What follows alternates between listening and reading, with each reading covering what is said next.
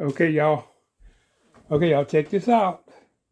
Just clean the refrigerator out. I do that once a year, and to make sure there's no contaminants in there, because you're putting stuff in and out all the time.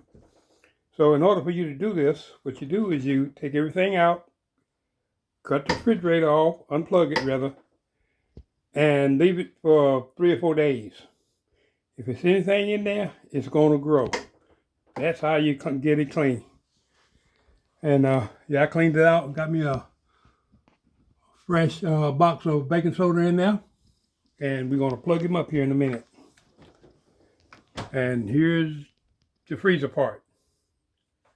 Yep, here's the freezer part. So we're going to plug him up and do this.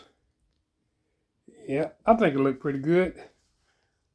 Let me know what you think.